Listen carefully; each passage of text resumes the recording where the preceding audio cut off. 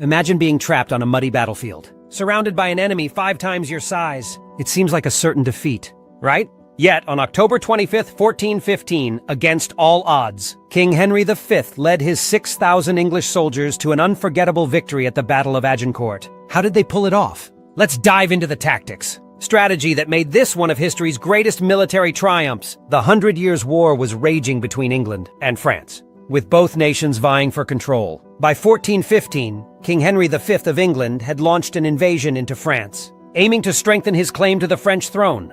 But things quickly took a turn for the worse. His army, already stretched thin, was cornered by a far superior French force, numbering upwards of 20,000. The English found themselves in a dangerous situation, facing a much larger French army. To make matters worse, the terrain was muddy and narrow, which should have favored the French cavalry. But it was exactly this terrain that would play into Henry's hands. The French, eager for a quick victory, charged without fully assessing the conditions. This became their first mistake. The true secret to Henry's victory lay in his troops' weapon of choice.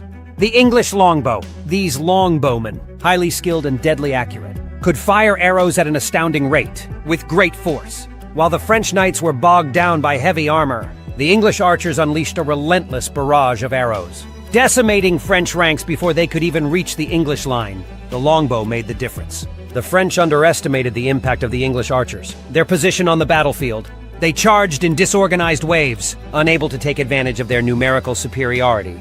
The narrow field kept their cavalry, knights from maneuvering, while the muddy ground slowed them further. The French were also led by many high-ranking nobles, making them more vulnerable to targeted attacks from the English archers. As the French knights struggled to advance, they were not only attacked from a distance, but also pinned down in close combat. Henry's men-at-arms, though fewer in number, fought with precision and determination. With the French army trapped, demoralized, Henry ordered his soldiers to push forward, finishing off the exhausted, disorganized enemy forces. By the end of the battle, the French had suffered a devastating defeat, with estimates of around 7,000 killed, including many of their nobility. The English, on the other hand, had lost only about 400 men. Agincourt became a defining moment in the 100 Years' War, solidifying Henry V's legacy, shifting the balance of power between England and France. Agincourt wasn't just a military victory. It was a turning point in medieval warfare. The battle highlighted the changing role of the longbow, which would dominate warfare for centuries.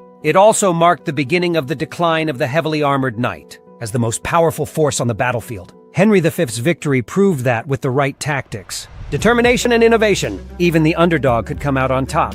The Battle of Agincourt remains one of history's greatest military victories. Against overwhelming odds, Henry V's army demonstrated that strategy. The right weapons, a fearless mindset could defy even the most unfavorable conditions. The victory changed the course of the 100 Years' War, left a lasting legacy on military tactics. It's a reminder that sometimes, against all expectations, the underdog can win, and history will remember it forever.